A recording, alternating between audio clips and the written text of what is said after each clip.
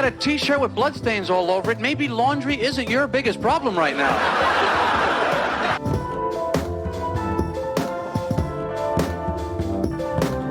I remember the day the candle shop burned down.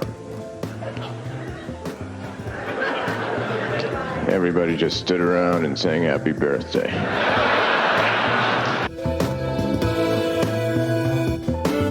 And a security guard came over and said, "You're gonna have to move. You're blocking the fire exit." As though if there was a fire, I wasn't gonna run.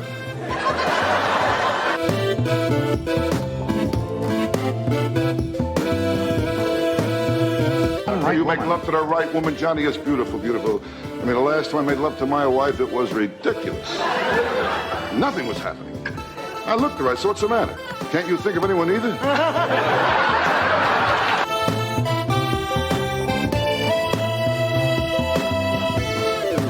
I never learn, you know, like a waitress will bring my meal. "Hey, enjoy your meal, you too!"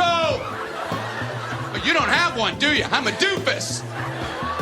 If you do eat, enjoy it when you eat it. If you have a break or something later, if you get an opportunity, that's all I'm trying to say. That's all that I'm driving at, really.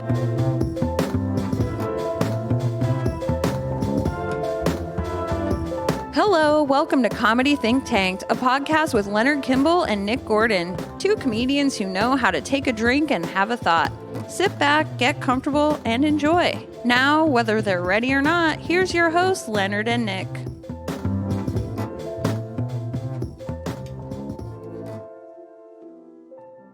Hello, Leonard, and welcome to our listeners. Another episode of Comedy Think Tanked, the podcast that talks to comedians so you don't have to. Oh, yes. You Hey, like we actually have a motto, right? Yeah, that's it. Cool. Is that it?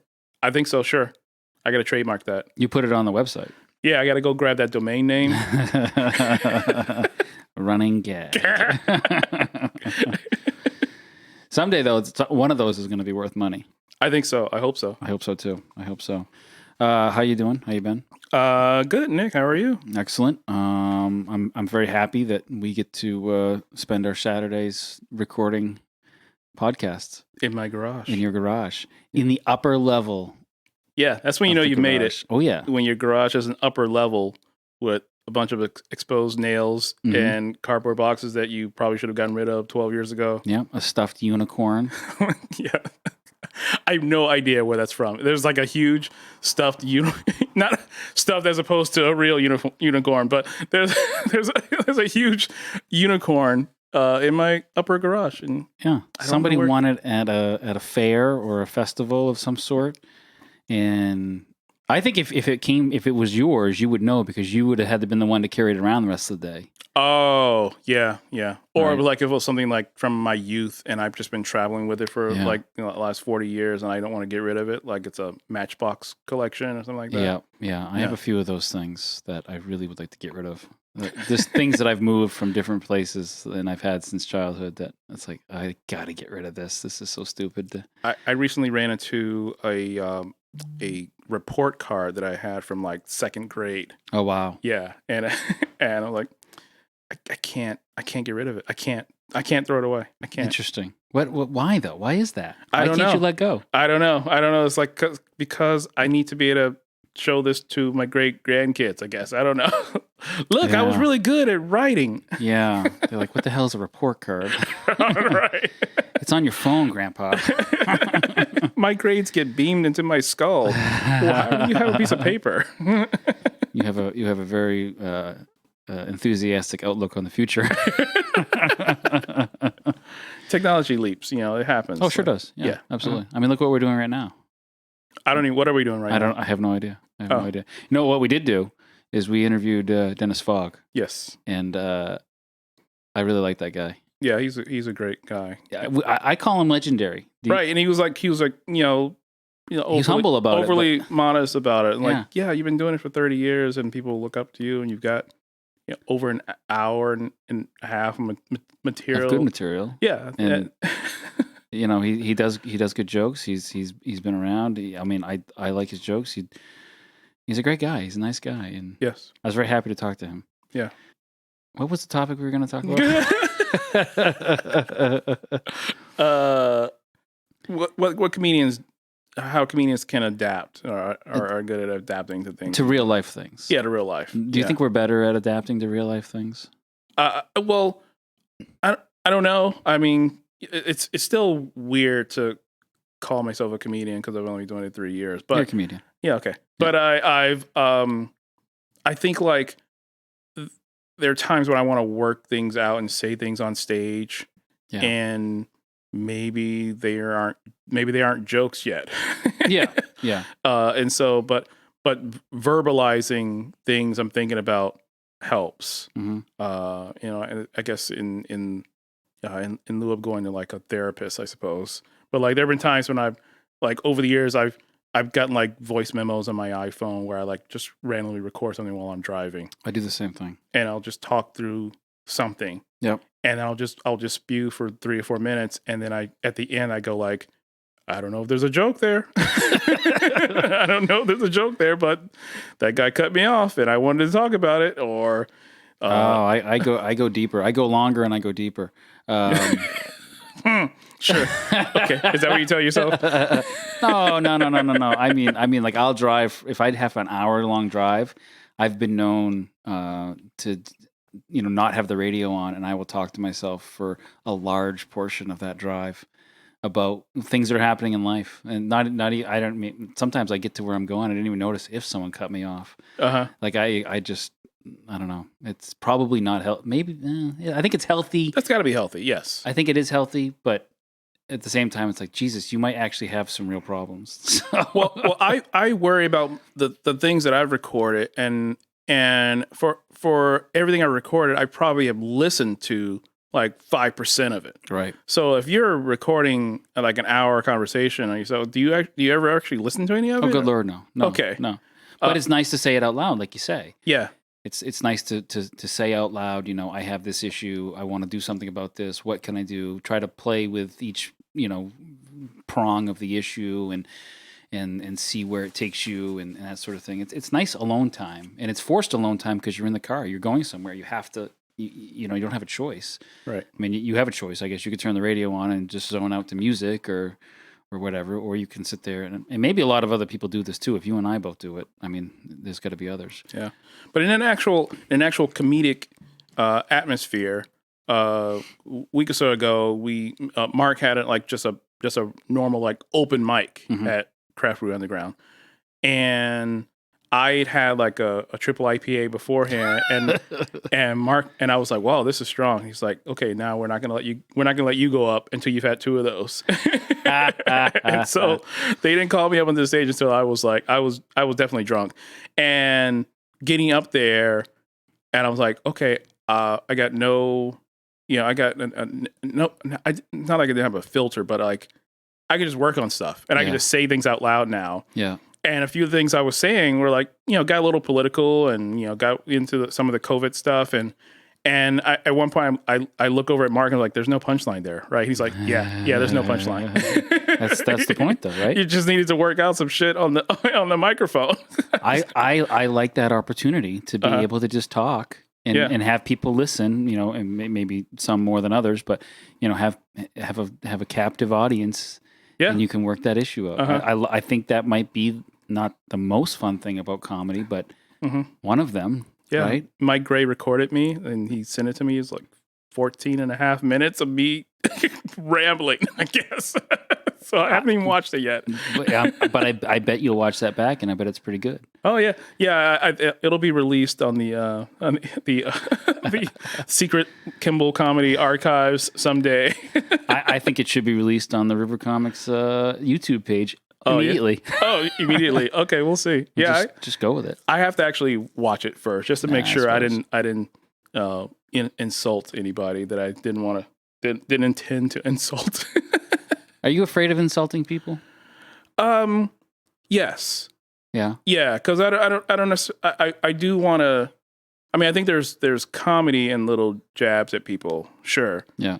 But there are times when I say things to my wife, or I'll say things to you when we're not recording that are insults to people. Yeah. Right. Like, I honestly think that person is blah, and it is an insult. Yeah. But it's not for stage. It's not for stage time. But if I'm on a stage, I will, try to say something that's actually funny. Oh, right. But nothing I don't think anything that I do on stage is actually jabbing at anyone. No, like that political stuff that I did at CBU was like stuff I'd written for the longest time, but like never said on a mic. Yeah. And so I didn't quite know how to say those things on the mic. And like, hey, I'm drunk now, so maybe now's the time to try to say it. And I wish I was there. Do you remember there being laughter? Well, some of it is not necessarily at punchlines, although there were a couple of new jokes that it was open mic.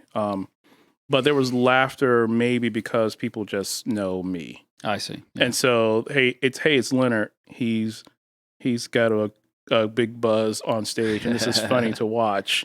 So it's a very nice audience, very loving audience. So it's a great environment to do it in. So that is an idea that has been done where people get drunk or high and then they go do comedy. It's an actual show. Yeah.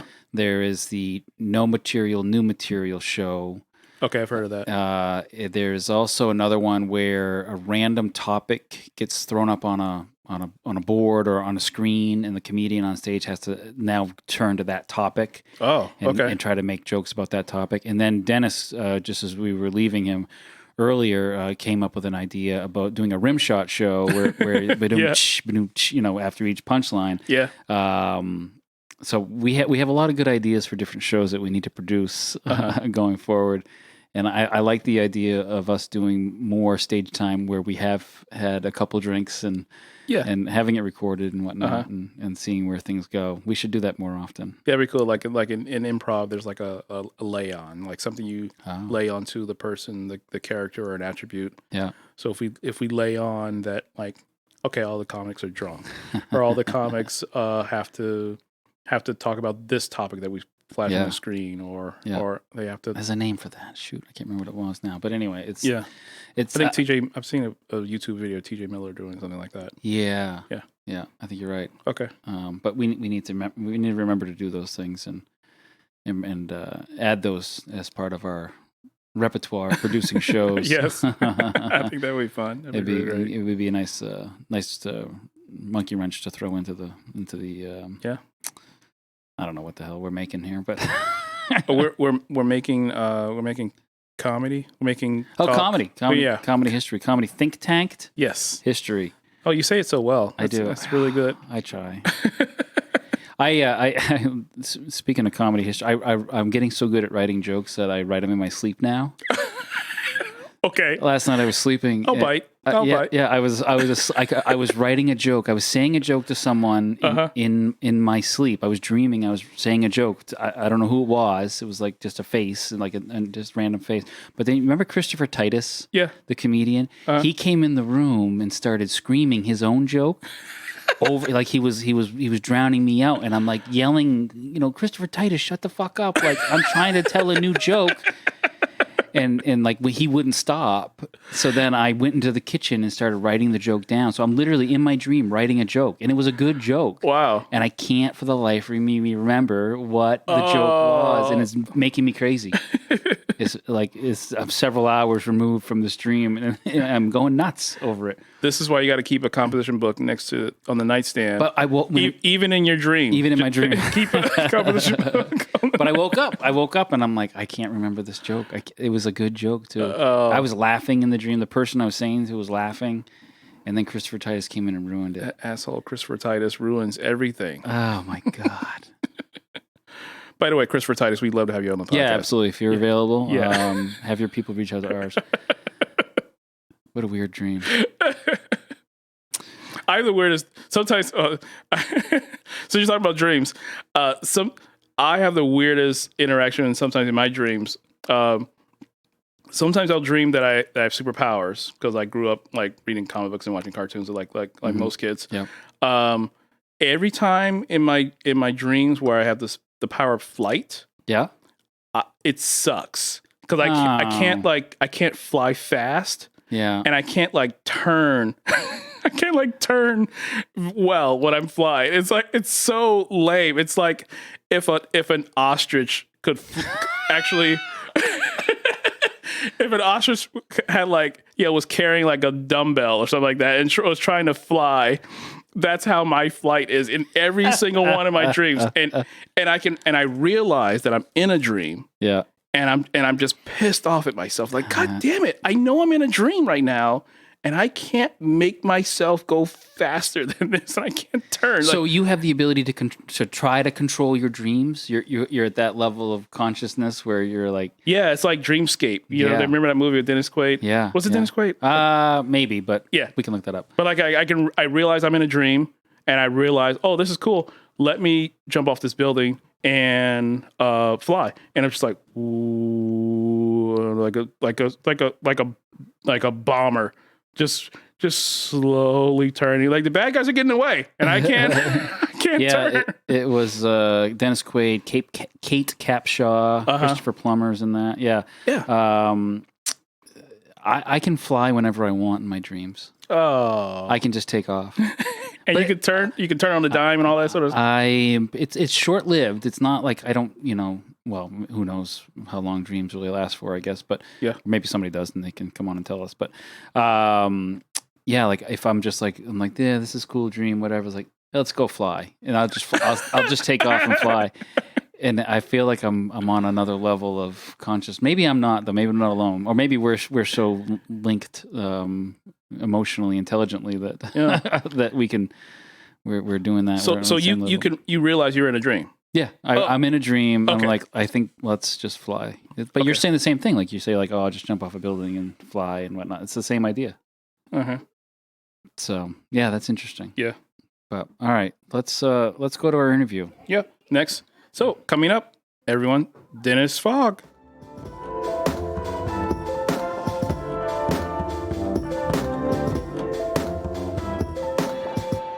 Hello and welcome to the Comedy Think Tank podcast with us, Nick Gordon, me, and Leonard Kimball. Today we have one of Maine's comedic legends, a man who has been entertaining audiences for years, a comedian whose jokes can only be described as solid, the one, the only Dennis Fogg. Solid. I don't know.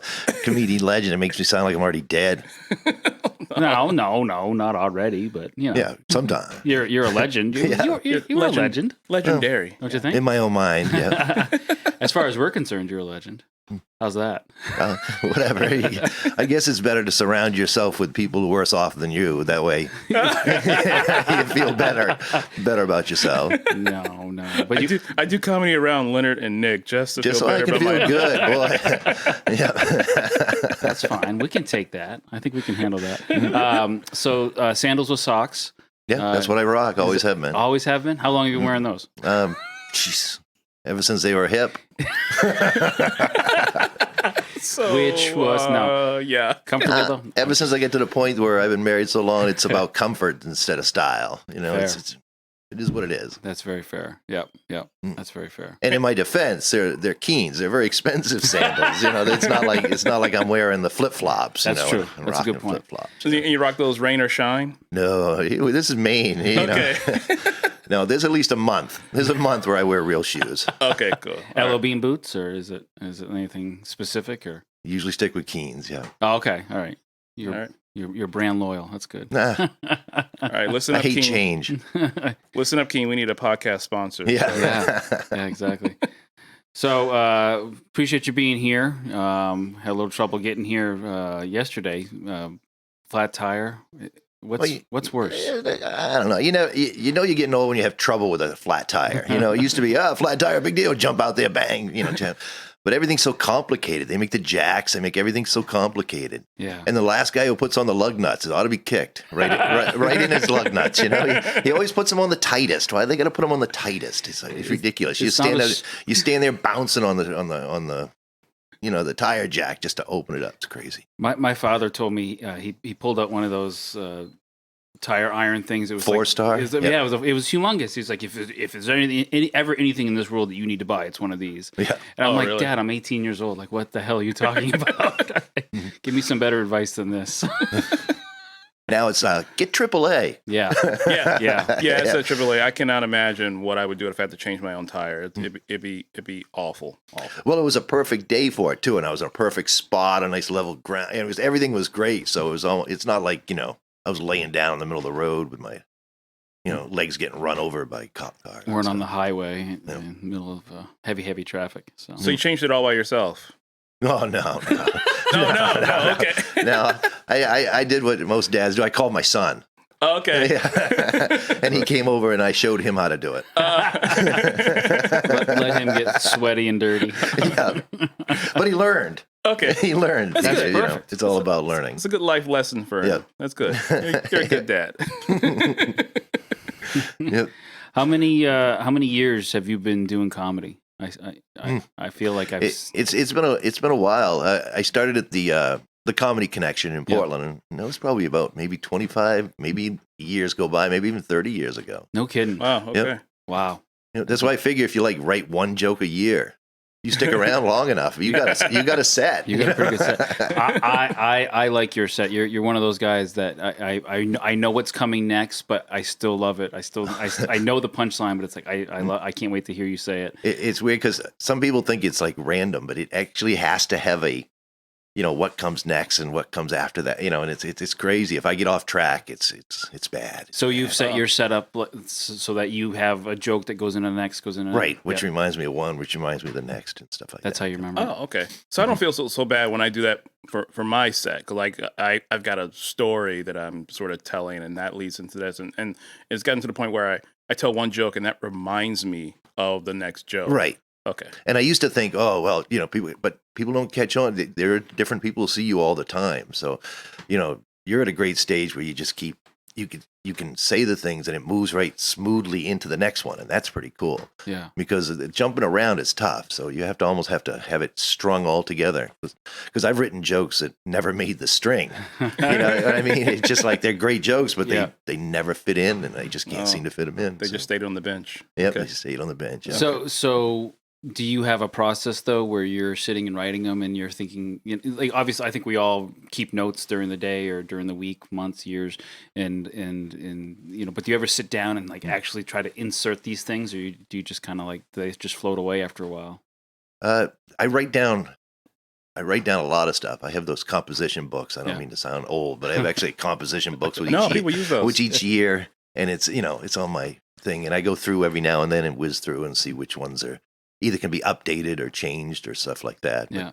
But it's weird because I used to force myself to write. Yeah. But now it's either it comes to me or it doesn't come to me. And once it does, then I start to slowly write it down. But it's weird. And then you go to an open mic and you try it. And if Leonard laughs a little bit, then maybe you can adjust it because he doesn't matter. It's all about Mark.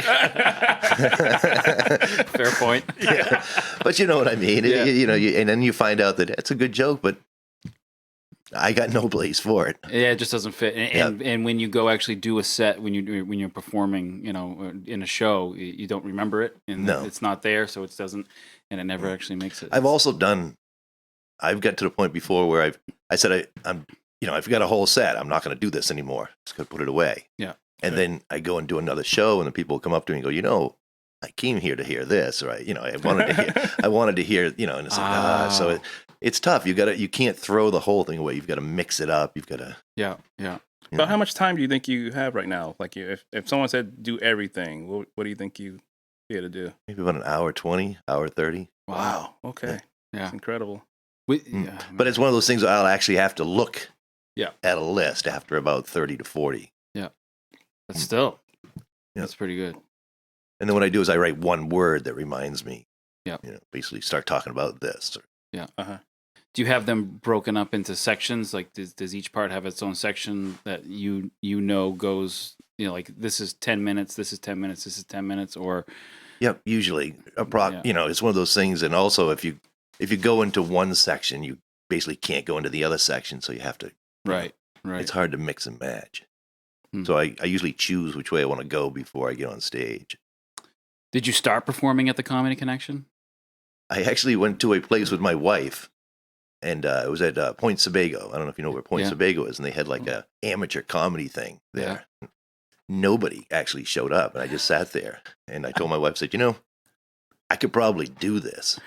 And she told me, she goes, well, don't come back in 30 years and say that, I wish I had. right. Just Right, either do this or don't. And she just assumed I'd get it out of my system within a, couple of months. And then I enjoyed it, told a couple jokes. And then I started hanging out at the Comedy Connection. I had a friend who worked there, Bob Marley's dad, Robert Marley. Yeah. And he worked the door and he got me in and just started sliding in like that. Nice. Cool. So you perform there with obviously Bob and Yep. all the other people that have come through there. What are your memories of the Comedy Connection? Because I got to go. I never actually got to perform there, but I got to watch comedy there. And It's funny that it gets bigger the longer it's been gone because it was an actually small place. We crammed in about 100, 120 people in a little tiny place. And Okay. they had to wait outside, stuff like that, line up. And, Yeah. and they were great nights, and there were nights where there was 4 people. I've heard from other people that was one of the best rooms ever to perform in. But It was crazy. Yeah. yeah. What other places have you performed over the years? A lot of foreign legions, Elks clubs, stuff like that. I basically anything that's around the area I've done. Yeah. I've been at the Augusta Civic Center. We did Aura. I did I've been down to Great Woods. We did Foxwoods. I did. It's been a long time, Yeah. I've been to Florida, been to Atlanta. Nice. Never been, well, I was in Canada one time, so I guess I am international. International, right? Yeah. But that was when you could get over to Canada with just your ID. Yeah. Okay. Now you need a passport and vaccine and the whole Firstborn and stuff like that. And a good joke. and a good joke. I never would have made it then. No. But the main reason I stuck in is it's like I don't bowl. I don't play darts. Yeah. And it's a great way. It's it's like a club with us guys. I know people now that I never would have known without doing this. And it's got nothing to do with because stage is the greatest time ever when you're on stage. But Right. all the other stuff is you have to learn to like that because there's a lot of drama. There's a lot of things that go on, and to stick around a while, you got to watch people come and go, and because everybody does it for different reasons. Right. It's pretty interesting because people think they do it for this reason, but really they're just trying to meet people, and when they meet people, they're done. It's just They different. made their friend and they they start a podcast and then all of a sudden they're in the garage. And it's no longer about stage time. It's about something bigger. So yeah, over the course of 25, 30 years, I mean, you've seen people come. Has there been anybody that you've seen come and go that was good, that could have been something, and they fizzled out along the way? And you know what I'm saying? Yeah, I guess you see a lot. You see, I had a lot of friends, not a lot because I don't have friends, but I had a lot of comedy friends where you see that would do it to meet people, and when they met that special person, or they got engaged, or they did what basically that was what they were in it for, and so they were done. But I also that's a lot of work to meet somebody. It is, but think about it. If let's say you get going through a divorce and you want to be around people, and then you don't really realize you're looking, but it's a whole different world when you're out there. Interesting. I have a different perspective on the reasons why I started doing comedy. Yeah. I started doing it when I was going through my divorce, and that was 6+ years ago. So, and it gets you out of the house. It gets you, it gets your mind off stuff. It's great. It's like when you have a regular job, you have to go to that job. You do that job all the time. But if you have something to think about it while you're there, like, oh, I'm going to do a show next Thursday, or I'm going to hit this open mic, or I'm doing that, or this, it makes things a lot easier to live with. That's for sure.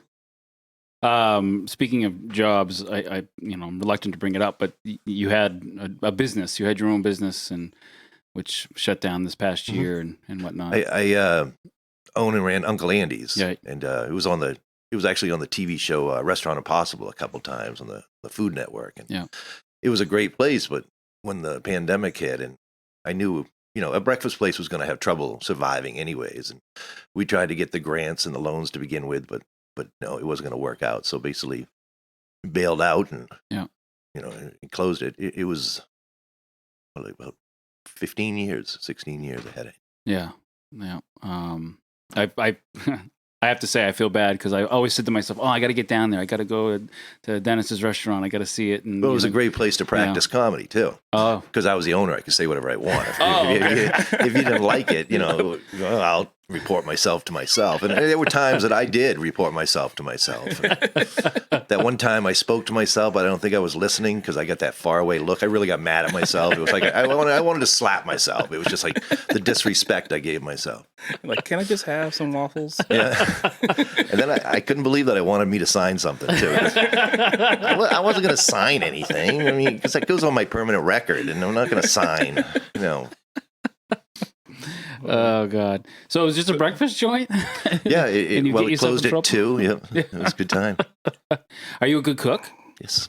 Yeah, I'm a very good cook. I'm not a great chef. People don't know that. A lot of people think they're. Explain the difference. Well, a cook is, like I cook like my mom. I'm a great macaroni cheese guy. I make great, chicken dumplings. I can make basically anything, but I can't make a rose out of a radish.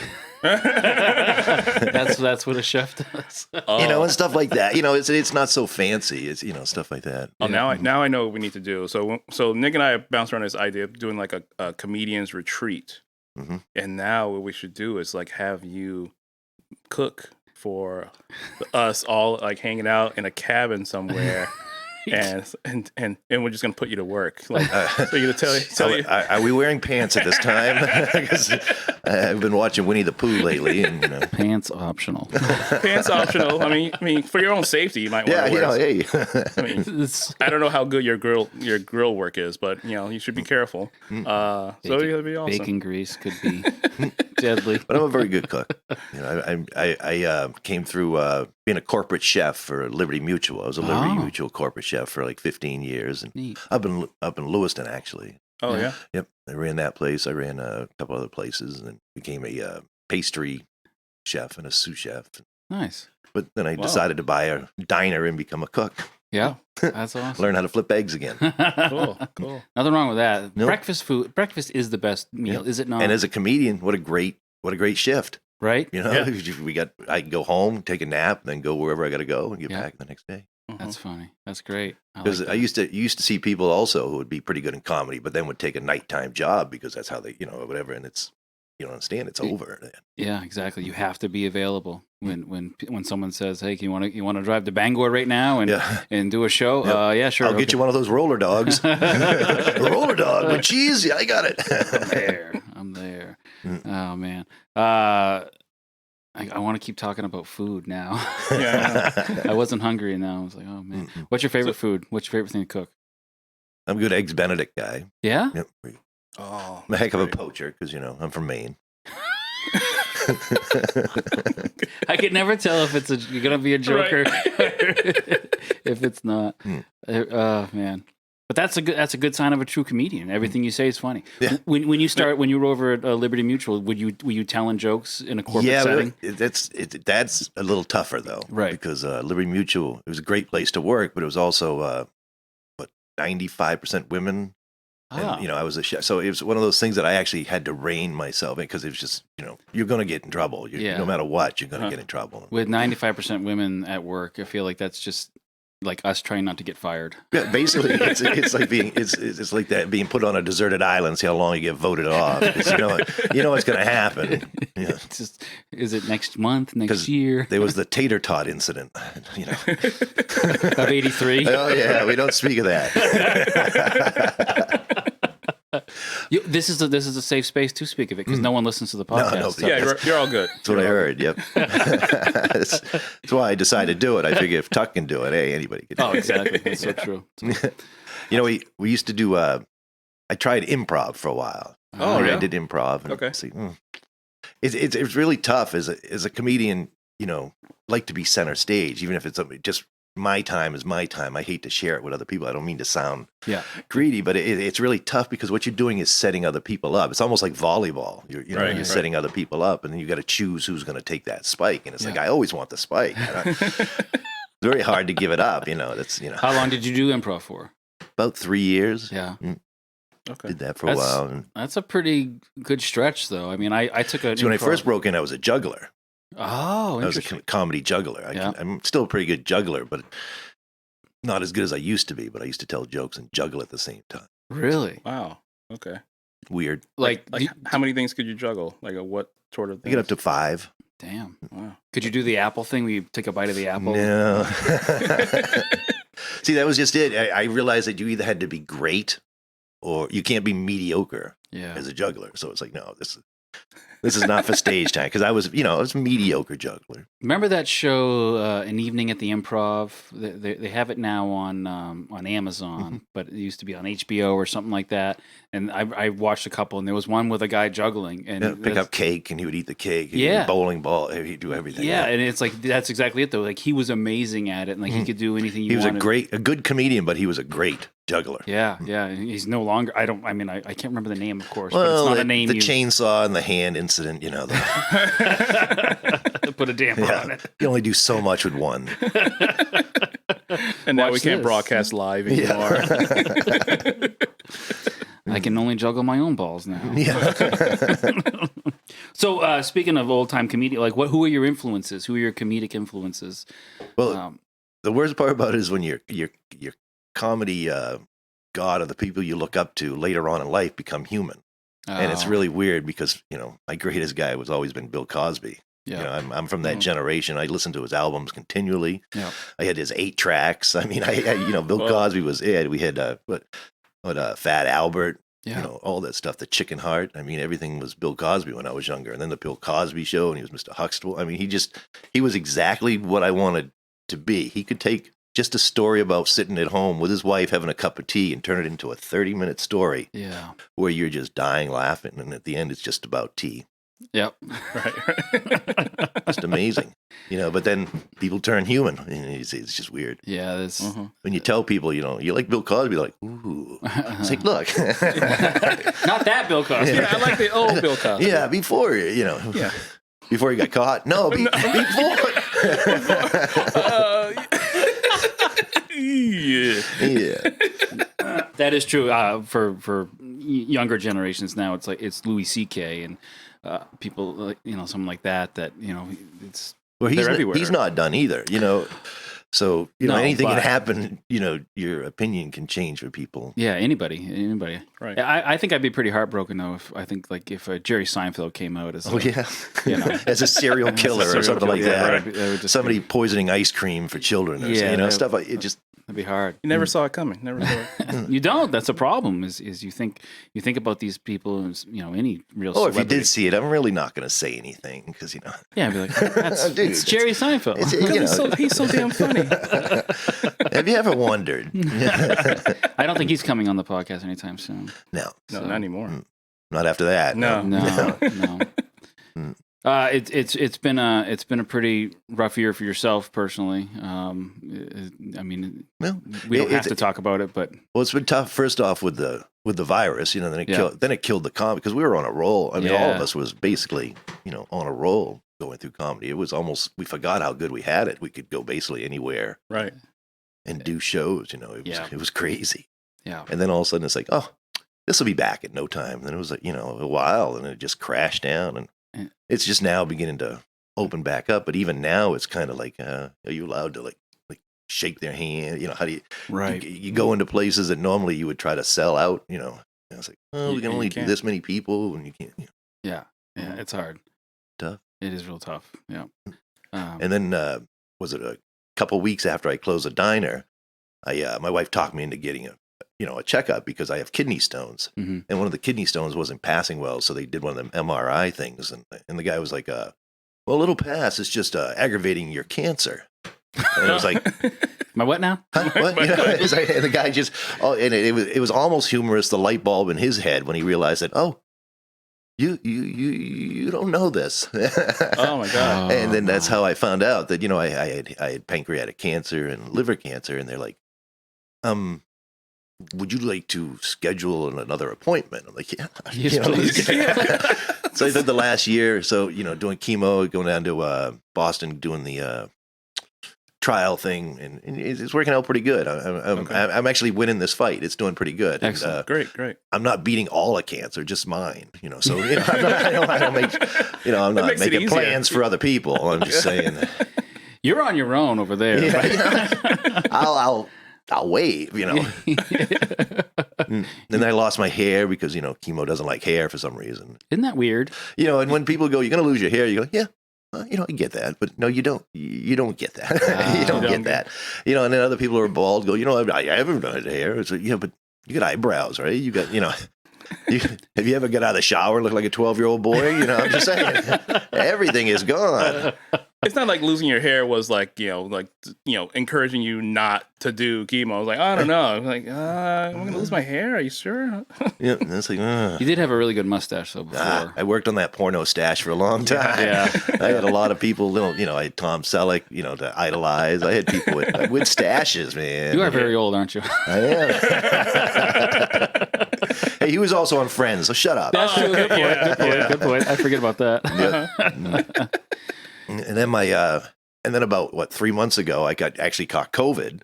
Yeah. And I was sick for like a week. I lost my, sense of taste and stuff like that. And I told my wife, I said, I don't know what I worry about more. Am I losing my hair or losing my taste? And she goes, well, the way you've dressed lately, I didn't think you had much taste anyway. So it's like, hey, come on now. But the hair's coming back slowly now. Yeah, good. Excellent. They actually allow me to take the summer off without chemo. So I'm that far ahead.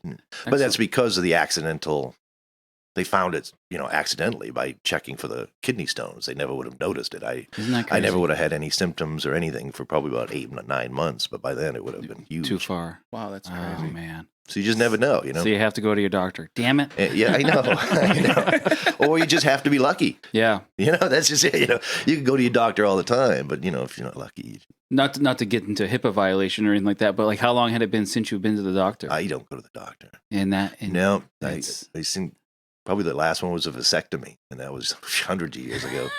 And that was only because in comedy you get certain gifts of comedy. You Wait a minute. you graduate. You get your jokes about being single. You get your jokes about being married. You get your jokes about kids. And then when you get enough kid jokes, all of a sudden somebody goes, "Hey, it's time for your vasectomy," so you can write another 5 minutes about your vasectomy jokes. And then you do that for a year or two, and then you realize there's no sense. And you move on to your next gift. I see what you're saying. That's funny. See, like I was getting cruise ship handsome. So I was at that age where I was beginning to like pick up women at the cruise ships because I was looking good in the 50s to 60s. Then I figured it was going to be nursing home next, stuff like that. But without hair, it's kind of tough. That is a rough one, but you probably could. So that brings me to a bigger. So do you think comedians are able to handle all of these things better because we have the ability to find the bright side of things, the humor to things? I think if you get stage time and get to talk about it, it's like therapy, like everything else. Once you break it out, it almost isn't as bad, because when you're holding it into yourself and you feel, you're only talking to people. But once you begin to, this is what it is, and you throw it out there and then you start to write about it, things like that. And that I've written at least 20, 30 sick dead jokes is basically what I'm saying. But my wife doesn't like them, so I don't, I do a couple of them, but that's about it. Yeah. No, she's not at all the shows. No, she don't like any of my jokes. I don't think you've ever seen it. I don't think anybody's seen my wife. Probably. Oh, probably not. I don't. I know I haven't. When I used to do, we used to do a circuit of the casinos in the area. She went to all the casino shows. Okay. She went to Vegas when we went to the Vegas shows. But after that, she was like, no, because she's going to hear the same thing all the time, and she's going to hear the same other people all the time because we do that too. Because we put up with it because we love the comedy stuff. But sometimes it's tough when you start to bring a friend or a girlfriend or whatever, or your wife. At first, they're like, wow, this is cool. But after a while, it's like, so Dennis is going to be there again? Like, who else? Is there anybody I haven't seen? It's like, no. So, sorry. No, I'm not going. So I really just got to sit in the back and hear you guys say the same jokes again? Yep. And you don't like him, but you pretend you do. But do you think that comedians have a better way of processing because of the way they view the world? They have a better way. Like you get that flat tire yesterday. Like, were you completely off the rails, pissed off, or or were you just like, yeah, this is actually not a good thing, but like, I can handle it because I know how to. Not only that, but it becomes a chance to actually have a good story if you do it right. Anything can happen, and I've actually can write jokes like that. It's kind of stupid because then you start to think about it. Yeah. Then you realize that you probably shouldn't have smoked that last joint before you got the flat tire. You sit on the side of the road going, flat tire. And that's another thing is, I've always been a pot smoker, always have been. And now with the cancer, it's actually one of the best things, I actually don't smoke that much anymore, but it relieves, like after chemo, it's just so much better. Because they used to give me all these medicines to stop the side effects from the chemo, like the nausea. I'd get dizzy, I get cramps in my legs, and I just can't sleep at night, and I don't eat. They give me pills, and then I would get sick from the pills that they would give me to make me not sick from the chemo. And it's just, so I finally just, I stopped doing all those pills. I just did the chemo, and I just, smoked pot when I needed it. Yeah. And that stuff went away. Yeah. Yeah. I'm not saying it cured anything, but it may, sometimes you forget that you're sick. Yeah. You forget where you are, but you forget where you're sick. I'm not nauseous. I can eat, a bologna sandwich without, cutting the crust off. Yeah, if you can eat a bologna sandwich, then it is a miracle drug. Because Right. Yeah. I get sick when I eat bologna.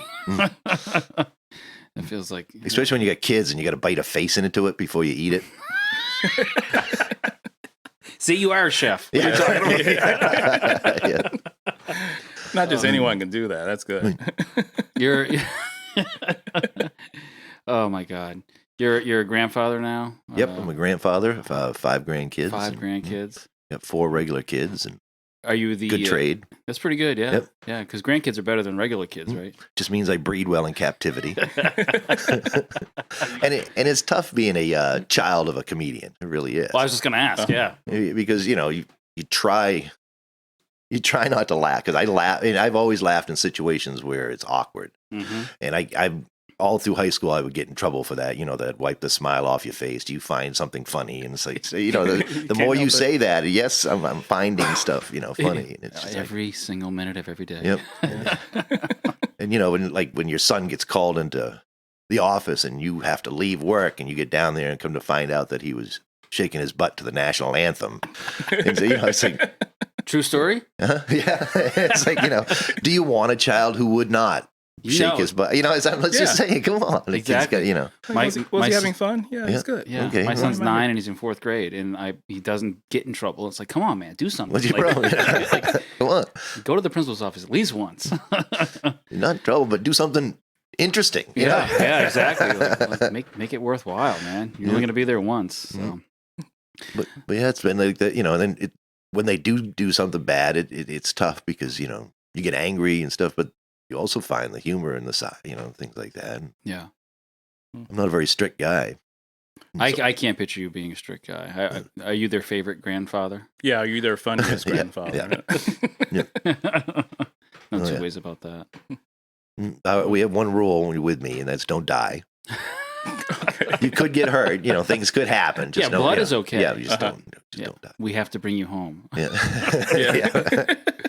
Actually, my parents, I have 2 kids, and my parents always say that, like, my daughter's now old enough to sit in the front seat, and I'll let her sit in the front seat in my car, but in my mother's car, there's no way. She's like, if anything happens and she gets hurt because she's sitting in the front seat, I will never be able to live this down. No. And da-da-da. Besides, she'll be chopped when it's a quick stop. He's like, chop, chop. Yeah, exactly. Forearm to the chest. Yeah. I just tell my daughter, it's like, it's better, just don't fight it. You find she's even taller than my mother. Like, she's like, I'm bigger. I could drive the car for crying out loud. Do I need to sit in the booster seat too? Come on. This is very demeaning. Yeah.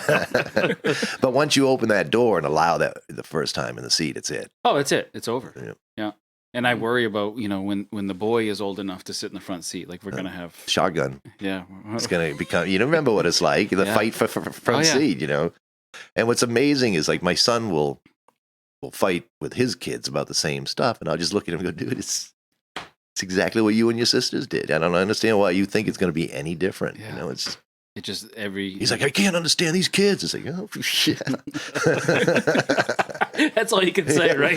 Yeah. It's like, my son has 2 kids, and my son's a collector. He collects sports memorabilia with signatures and stuff like that and things like that. No, I do, but he enjoys it. And he was cleaning out the backyard at couple weeks ago, and he found his Wes Welker signed football in the sandbox that his son had left outside all winter long. And I tell you what, he flipped, and it was like, oh, hey. It's part of being. Yep. If you want to have unprotected sex, you gotta. Yep. You gotta deal with your Wes Welker football. Yeah, you gotta protect your balls. Yeah. Oh my God. Kids these days, right? Are you a Mainer? Have you born and raised? Well, I was born in Maine, but I grew up in Miami. Oh, interesting. Okay. Till I graduated, and then I came back up. All right. Would you ever go back down to Miami? I go down to Miami to see my friends quite a bit. Yeah. And when my son was going through a stage where he thought he was bigger than what Portland was, I brought him to Miami for a while. Let him see the world. Miami's very worldly. That's true. It's a great place. You know, it used to be. Are you a Dolphins fan? No. Okay, good. Always been a Patriots fan. Yep. Always been. That's funny. It's been a good run. Like my son has never seen a losing Patriots team hardly. Oh yeah. And it's like, you don't remember the times we were happy to get 2-3 games a year. It's like, yeah, we showed them. Yeah. Yeah, that's yeah, when it was okay to miss a game on Sunday. Oh, like right. you had stuff to do, but now you're like, oh, they're gonna lose. They're gonna lose anyways. No big deal. Okay. I gotta mow the lawn. Yeah. Do you follow the team currently? I mean, I think a little bit. They just drafted the quarterback. I have a son who's very into sports. Yeah. So as a dad, you always try to be into same type of stuff. Yeah. So he loves them, so I know about him. Yeah. Pay attention, at least. Yeah, you got to do what you got to do. Yeah. It's different to see different clubs opening up lately. Have you noticed different clubs? I get things happen. No, yes, no. No. We got that new one opening up in New Hampshire. I got one starting in Sanford at the airport. It'll be coming up. Remember that one? They finally built a outside venue, so we're gonna have a club down there. We'll be doing shows in Sanford. Oh, nice, excellent. You guys, of course, will be there. And stuff like that. So. What's the one in New Hampshire that's opening? Do you know? Wait, is that Comedy Attic? Yes, the Comedy Attic. Yep. Yeah. Okay. For the different, So Jesus, I got to pay more attention. Yep. Yeah. Well, they're out there now. They're beginning to pop open and stuff like that. That's cool. We've always thought about opening one of our own, but it's hard because once you do, you become that's where you are all the time. Yeah. Right. And it's very hard to be a traveling comic when you're always at the same spot. Yeah, you can't. That's a very Is that how it works? Yeah. And also there's something about being accepted into a club or being asked to do a show or something that's not yours, because then it's, it's my show, then I should be expected to ask myself to do a show. But when somebody asks you to do something, it's like, oh, that's cool. Yeah. When do you plan on opening yours? I don't. Oh, okay. No. No. Yeah, so the club is like one of our goals. So like what are your goals for comedy? Like what more do you want to do? Like I don't mean to sound morbid. I think I've actually peaked and start coming down right now, because I'm very okay, because I had this talk with an agent 100,000 years ago about what I wanted to do, and I decided I did not want to travel and chase this forever. Yeah. I wanted to be locally pretty known and have a good time with friends and stuff like that, and go out different nights and stuff. And I didn't want to be home each night, things like that. And I've done very well. I've had some very big shows, had a good time. And nice. The only thing I missed that I didn't get a chance to do, I wanted to try, was a cruise ship. I wanted to do a cruise ship or two, but I never got a chance because I'm also get seasick. So I didn't know if it would balance off, but I always wanted to try that. But friends might scare me on those ones, because those are tricky, and you only get cruise ship after you've been doing it for a certain amount of time, because you really have to have a reputation. You don't just pop on a cruise ship. Oh, okay. Do you know Joe Yannetti? Yep. Yeah, he's a big cruise ship guy, or was. Yep. Steve Cowett is good. Is he? Yeah. Oh yeah. There's a lot of guys I've worked with who are still cruising around and things like that. Once you get in the circuit, it's pretty cool. Huh. Interesting. Free food. Yeah. But you're also there. Yeah. So if you didn't do good, or if you did good, you're there. Hey, down by the pool. And now, I did the Songo River Queen. That's totally different. But it was almost the same thing, because if you bombed, you're still stuck on the Songo River Queen till you dock. Right. So everybody gets to talk to you. did the Casco Bay Lines used to have cruises and do comedy? Mm-hmm. Yep, and so did Casablanca, Yeah. and the Comedy Connection had their own comedy booze cruises we used to do. Yeah, that's funny. Where you go out, cruise around, and then stop underneath the big bridge. And do comedy. Then George Ham would come out, kill the whole place. You know? Oh, George. Yeah, we've talked about George before. Now that's when people talk about legend. That's the legend, actually. Yeah, that's true. That's a good point. What's your favorite memory of doing comedy locally with people like George and Bob and others that We used to like pulling into places, like it would be out in the middle, let's say Mexico or Rumford, Peru, someplace glorious like that, and you pull up and you're like, we're in Mexico, Rumford or Peru, but you pull in and you're in a place that holds like 200-300 people, and they're just packed to the rim, and it's just amazing. The whole place is almost like shaking. Yeah. Been to one place where they didn't want to let us in because they were already over at their capacity, and we're like, look, we don't, we had to almost stand outside and wait your turn to come in. That's funny. To do the set, and I was with Bob, George, myself, and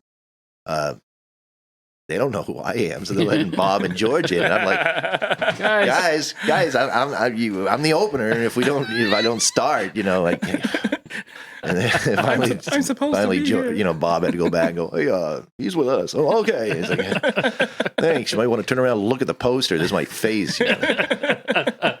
Well, you're in places that are named after other countries. What do you expect?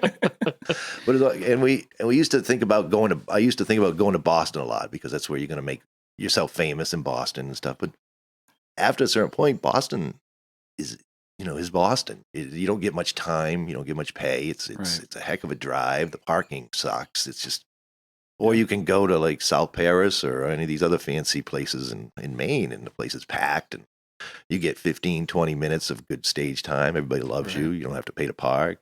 That's true. It's a great time. So you make your decision which way you want to go. Did you guys just show up and say like, hey, do you want a comedy show tonight, or were you already booked to be there? Oh, we're already booked. Oh, okay. I was gonna say. That'd be pretty cool, though, like, right? We already got 200 people in here. We might as well do a show. We did that up in Rumford one time. You just drove up and said, hey. Mm-hmm. And we were at the school. We did one at the gymnasium, a big one. And then it was one of those fireman ones where they sell the tickets and, stuff like that. So the place was packed. But on the way back, I remember that there's the place that Mark was doing. It was before Mark or somebody else. It was in Rumford. Mystic? No, the 47...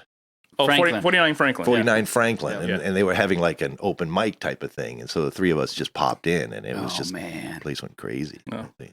That's awesome. Awesome. Wow. When did you get your first laugh? Do you remember like were you a jokester as a kid, or? Yeah, I remember. I'm one of 6 brothers. Yeah. And my mom raised us all by herself. So being a wise ass was not a good thing because you were going to get beat up and you're going to get punched, and basically. So it probably took about to 17 or 18 before they realized it's not just a wise ass. It maybe he's actually funny. Yeah. That's fun. And then from there you caught the bug and. Yep. Mm-hmm. And then it became like I said, I tried bowling. I tried, you try other things, but it's like, no, this is actually pretty good. And then you realize that, okay, if it's going to meet up that much time, it's going to be a hobby, and it's going to be this, it's going to be that. Yeah. Yeah. Just can't interfere. I never wanted to have a show that I could not go to work the next day. Right. Because you got to support your family. No matter what, you got to do that. Yeah. Because comedy's not going to pay the bills. Right. And I have 4 kids. Also hard to find that woman that's going to allow you to take off and leave her with 4 kids while you go to the bar and tell jokes for a bunch of drunken people. Yeah, because she's assuming you're out having fun. Yeah. I mean, this is hard work, honey. I'm telling you. This is hard work, yeah. It really I know is. I'm laughing and everything, but... Boy. And she made a mistake when we were younger because I've always been, as soon as I make any money, my wife, I give it to my wife. I get basically, our whole marriage to this day, I get $50 a week allowance. It's never gone up, never gone down, but I do get $50 a week. And she made a mistake when we were younger. The first time I got paid at comedy, I came home and I gave her to her. She goes, no, that's your hobby money. You don't have to pay me that. I'm like, oh, okay. All right. So as long as I had the other check coming in, all the comedy money was mine. Oh, So awesome. it worked out well. So Little loophole there. That's awesome. yeah, I like that. Worked out well. Didn't buy a Porsche, but No. Well, we put all the kids through college, got a couple houses and businesses and stuff. She's done very well. Excellent. You got to figure out who's going to run money because I'm not very good with money. Right. And that's one thing I have learned is to know what you can do. Yeah. Because I don't build stuff. You never see me build anything because I don't build anything. I'm the guy who stands around and criticizes the people who build things. That's my my specialty, stuff like that. Yeah. You know what you should be doing. I would have done it this way. Sir, why don't you just go over there? Yeah, that is a secret to relationships, isn't it? Like, yep. You got to know your role. Yeah. Yeah. It gets tough, Yeah. especially when the roles change. And you didn't even know they were going to change. Right. Well, the kids are going to grow up some point. Yeah. Yeah. So you got to, things are going to happen. Yeah. That's true. You guys writing a lot? Well, we're trying. Yeah, as much as we can. Yeah. It's tough. What I tell people is don't force it, but it's almost like a lunar thing sometimes with me. Like it'd be like 1 day a month or 2 days a month. All of a sudden it's like, wow, stuff is just like coming. Yeah. And then I'll just write. And then again, I won't write again for like 2-3 weeks. And I used to sit down and go, I'm going to write 5 jokes every day, or I'm going to do this it's like, Can't force it. no, Yeah. it's art. It's Yeah. art. You can't do that. I wonder if there is something in the cycles of nature that And how you feel too. Yeah, exactly. Depending on your work week, depending on who you've had a fight with, or what sort of other losses you've taken in your in your life that either bring it on or And then you got to keep write it down the right way. Yeah. There's nothing worse than writing it down the wrong way and then later on looking at it and not understanding. Like, what Yeah. was I? Where is that coming from? You ever make yourself laugh, like in the car, in the shower, or something, when you don't have the chance to write it down, and then you go back to write it, and you're like, it's not that funny. But you were crying, laughing at what it was that you were thinking about or saying to yourself. Yep. Oh, yeah. That's so frustrating. It's worse when you're heading somewhere and Yeah. you're like, I'm going to say that. Oh, that's going to be so good. And you haven't had time to vet it yet. But you're so sure that, oh, God, people are going to love this. And then you realize they give you the ooh instead of the Instead of the laugh. What? What did I say? Because Portland's good for the ooh. Yeah, Yeah, because in Maine, there's 2 different areas. Is that's for sure. Portland, where you got to watch what you do and say, where you say the same things elsewhere and people like cheer you. It's amazing. Yeah. Oh, really? Yeah. Oh, yeah. I'm crazy. I'm going up to Madison, Maine tonight. I love Madison. And I think I can pretty much say whatever I want. The people who run it, there's a lady that I went up there before. I've gone up there before. And I told them I liked something. I can't remember what it was. And she saved me a turkey sandwich, one of the 365 turkey has the stuffing, the bread, stuff like that. Yeah. And she had made that for me. And I was like, well, all right. But she didn't tell me she made it like 2 days before and put it in the refrigerator. And that thing was like the driest rock of, and even the gravy was like congealed. And it was like, and I'm like, oh, but she made it for me, and she's like, try it. I'm like, I don't know if I can. I don't eat before I go on stage. Especially this. Oh my goodness. The bread was like, how you put bread in the refrigerator. It's like, it's just after that. It's like, Yeah. It's no good. Yeah. It was the thought was nice, right? Yep. Yeah, it was a nice gesture. and see, that's one of the bad parts about being a cook is when you realize when it's crap. That is a good point. Yeah. Don't ever have me make you anything then, because It's like, that's a good joke. Great. Do you put your foot in your mouth often with going, like you were saying, like on the way to something, and you go like, oh, I'm going to say this, and is that an affliction that you have that? No, I usually pretty calculated on what I say Okay. and do. I try to. When I was younger, I didn't care who I aggravated, but as you get older, there's bookers that are around that you're going to need for years and years, and you may not agree with some of the stuff they do, and you may not agree, but we're all doing the same thing. We have different levels of what we do. And, I don't believe when I was younger, when I worked, my boss was always right, but I always did what I was told. Things like that. Yeah. And comedy's like that too, because when you're running the room, a lot of people think, well, it doesn't matter what he says, he's going to have me back. It's like, no, it's not the way it goes. Yeah, that's true. Because I've been in places where they'll actually tell you what, just don't say, stay off these references and stuff, which is no big deal. But of course they have to bring them up. Well, he said I can't do this, so Yeah. it's like, why are you doing it? Yeah, just don't do it. Yeah. Actually, Madison tonight, they're like, don't make fun of the town. Yeah. And, really? Well, they're trying to grow the town, and you get it. Yeah. I mean, it's a nice little town. It's trying, right. and they don't want to, because that's what people do. The first thing they do is when you get there, they start crapping on the venue, crapping on the town, crapping on. It's like we've heard it. Yeah. Move on. Yeah. Well, they actually already know the joke. The people that Yeah. live there, they know. Yeah. You know, they're not stupid about it. So You got to pick a town around there that they hate. that's what I was thinking. Like, Yeah. I'll just make fun of Lewiston. No, that's too far. Skowhegan seems to Skowhegan. always be if you go near Bangor, Skowhegan is the pick on.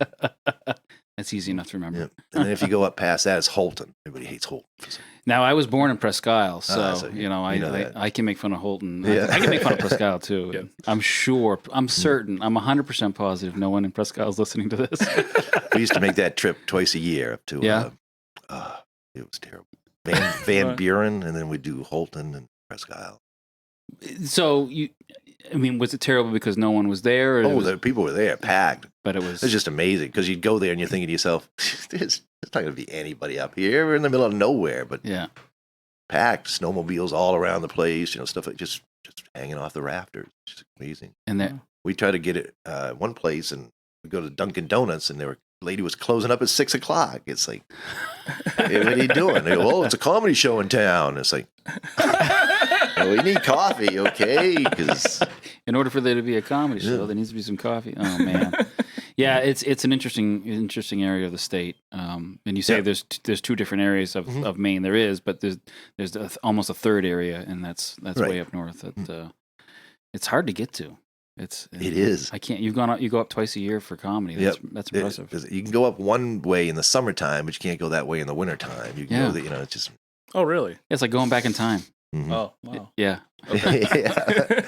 They're like, oh, I wouldn't take that road in the wintertime. No. And the snow banks are actually higher than your car, so it's like you're driving through a tunnel. Yeah. Oh, goodness. Okay. And you're thinking, well, I'm going to see stuff, but no, all you see is snow banks. It's just, And in the summer, it's just trees or a field. It's just a huge field. when I was up there with James, he actually turned down a snowmobile path instead of a road. We didn't notice, and we just turned because it's as big as the road. It's just as clear. We turned, and his snowmobile's coming at us. And the guy's like, "What are you doing?" We're like, "Whoa!" We had to back up. It helped that we had New York plates, on a rental car. So of course, they hated us before we get there.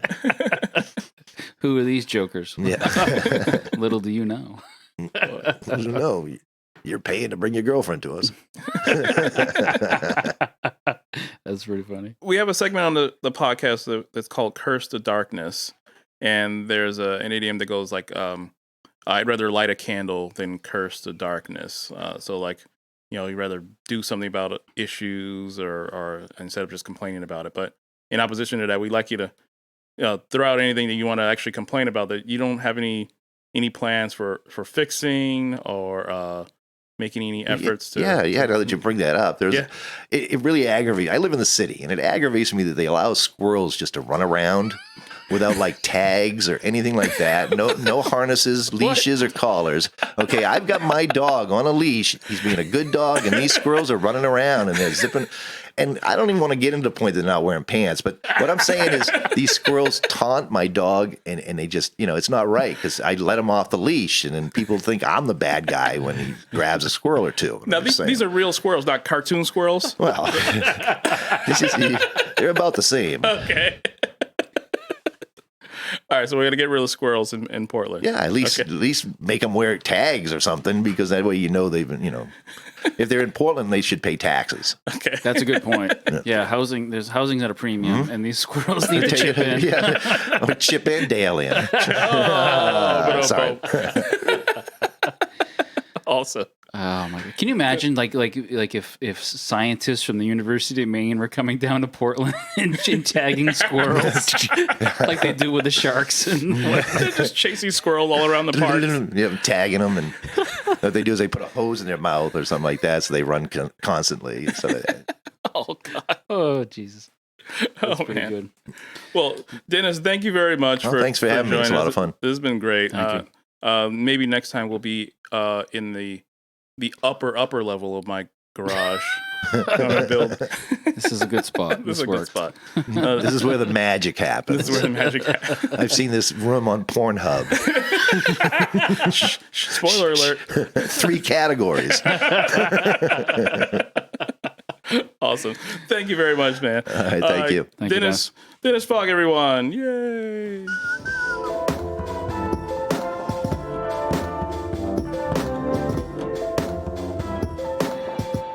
Thank you all. That was Dennis Fogg, and we very much appreciated talking with him.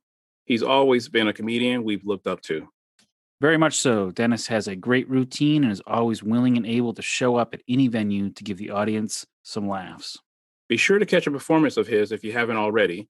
And if you know his comedy, you'll want to see him again, of course. We wish him all the best. Thanks again to everyone who listened. Tell your friends and follow Comedy Think Tanked wherever you can. Be sure to give us a 5-star review on Apple Podcasts. Find us on Instagram at Comedy Think Tanked, Twitter at Comedy Tanked, and our website, comedythinktanked.com. Email us at comedythinktanked@gmail.com. Have a nice day.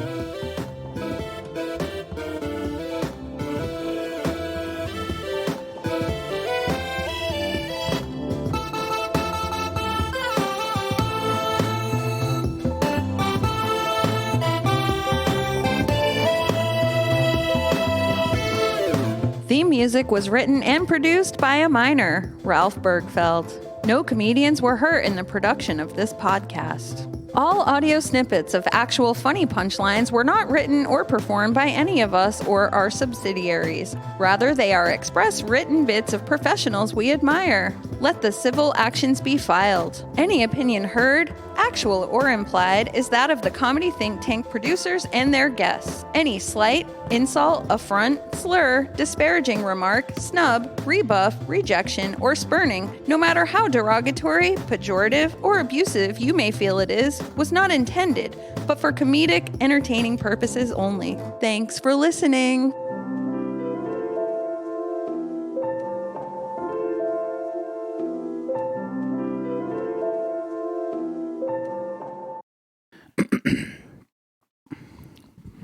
All right. Test. Test, test. Test. Test, test. Test. Test, test. Test. Test. Test. You're pretty good at that. Oh, yeah? Yeah. I should become a black guy? Is that what you're saying? I don't see color. Oh, okay. Leonard, you're pretty good at rhythm. You should become a black guy. Are you black? Yes. You're actually a lot better at being black than you think you are. I think so. I am black, but only on the weekends.